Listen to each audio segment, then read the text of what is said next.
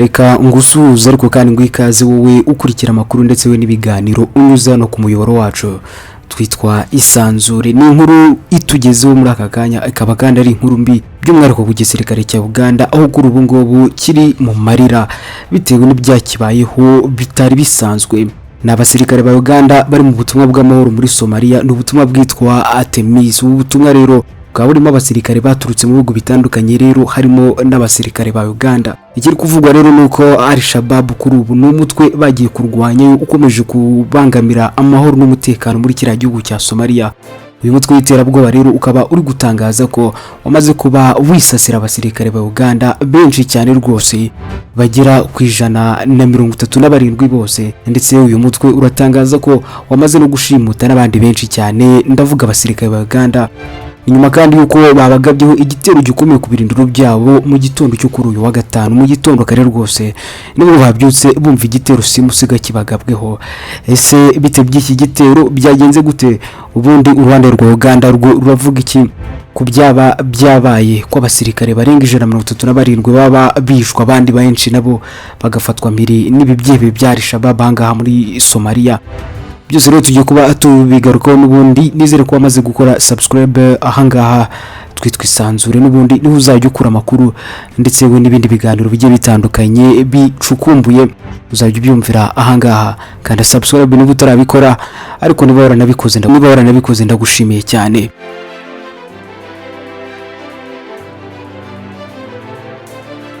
Uganda Army and other soldiers from different African countries operating under the African Union Peacekeeping Mission in Somalia, AMISOM, have registered tremendous success in suppressing militia groups in Somalia over the years.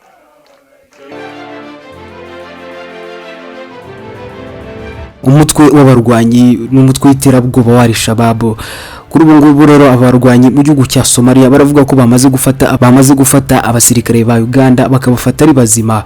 Ibi byitwa kubafata mpiri, bakaba rero banishemo abagera ku 137 bose. Igisirikare cya Uganda ntacyo cyese gitangaza n'ubundi ku kijyanye n'iyi mibare y'abasirikare batangajwe n'ubundi ko baguye mu gitero karabutaka bagabweho n'inyeshyamba nako ibyihebe bya Al-Shabaab. Ku rubuga rwa Twitter rero umuvugizi w'igisirikare cya Uganda UPDF yavuze ko ingabo z'iki gihugu n'ubundi ziri mu butumwa bw'amahoro muri Somalia zagabweho igitero mu masaha ya kare cyane mu gitondo rwose kuri uyu munsi wo kwa gatanu, ni tariki 26 ukwezi kwa gatanu 2023. Uyu umuvugizi w'ingabo za Uganda rero yavuze ko ingabo z'igihugu cye n'ubundi ziri gukorana bya hafi n'ingabo z'umuryango wa Afrika yunze ubumwe kugira ngo n'ubundi habe hamenyekana imibare nyayo y'abantu baguye muri iki gitero. Ikinyamakuru cy'Abongereza BBC kivuga ko Al-Shabaab kuri uyu munsi wo kwa gatanu mu gitondo aribwo yagabye igitero cya gisirikare ku ngabo za Uganda n'ubundi ziri mu butumwa bw'amahoro African Union Transition Mission cyangwa se Artemis mu magambo y'imine.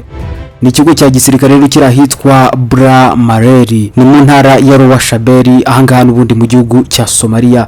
Igitero rero cyabaye nyuma gato y'isengesho rya mu gitondo, hakaba ngo abanje kumvikana ikintu cyaturitse cyane, bigakekwa ko rero ari imodoka yari itezweho ibisasu n'ubundi kaba ariyo yaje kuba yaturika. Karere ka Bramareri cyangwa se Bramareri kari ku ntera urebye ya kilometero 110 uvuye ku murwa mukuru Mogadisho ahangaha muri Somalia. Abaturage rero bakavuga ko nyuma yo kumva ruriya rusaku rw'ikintu cyaturitse ngo humvikanye n'ibindi bintu bitatu byahise biturika byako kanya, noneho imirwano igahita itangira hagati y'ingabo za Uganda ndetse we nabo bari babateye ibikiko ko n'ubundi Al-Shabaab, bikekwa ko n'ubundi ari Al-Shabaab dore ko yahise inigamba icyo gitero vuba na bwangu. Al-Shabaab rero yasohoye amafoto ariho abasirikare ba Uganda bamwe bapfuye abandi bafashwe ari bazima.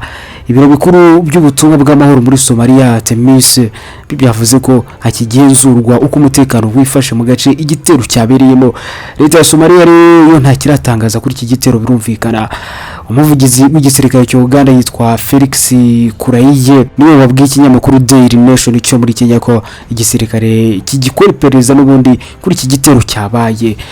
Gusa uyu mugabo nawe yashinje umutwe w'amahanga kuba ari wo wakigabye, kuba ari wo wagabye iki gitero birumvikana, ariko kandi ntiyagira byinshi avuga ngo bye ngabe yasobanura wenda ibyerekeranye n'imibare y'ababaguye muri iki gitero.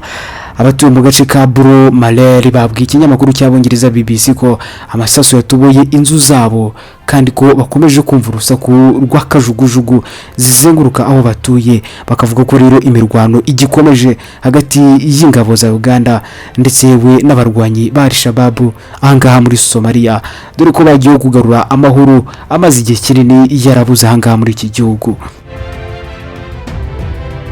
Ngayo nguko ngibyo iby'imirwano ikomeze gukomeza gufata indi ntera n'ubundi ahangaha muri Somalia ari ingabo za Uganda n'ubundi. Nakubwira ko ariko uyu mutwe wa Al-Shabaab uretse abasirikare utangaza ko wamaze kuba wisasira, no kuvuga abasirikare wishe ba Uganda, wari n'abandi benshi wafashe miri, no kuvuga ari bazima ukaba wabafashe nk'imfungwa z'intambara.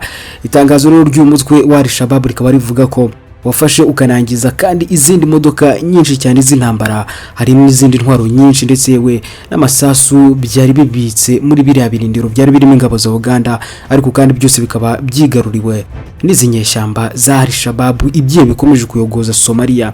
Igisirikare cya Uganda rero nta makuru menshi cyase gitangaza kuri iki gitero, gusa umuvugizi w'iki gisirikare ndavuga UPDF yitwa Brigadier Felix Kurayige, mu byo yabwiye ikinyamakuru The Nation cyo muri Kenya, yavuze ko n'ubundi bagikora iperereza, ariko kandi avuga ko nta gikuba cyacitse. Uyu yunzemo ko barimo kugenzura neza aya makuru kugira ngo barebe ukuri kwayo, bakabikora bafatanyije n'ubutumwa bwa Temisi n'ubundi mbere yo gusohora itangazo nabo bagira icyo babivugaho.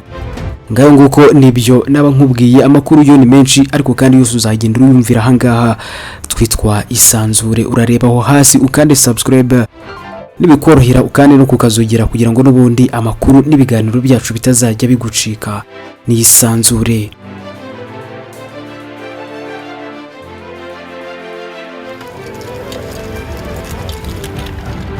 Uganda was the first East African country to deploy soldiers to Somalia under the African Union peacekeeping mission in Somalia, AMISOM, in 2007. This deployment was aimed at supporting the Somali government in fighting Al-Shabaab, the Al-Qaeda-linked terror group.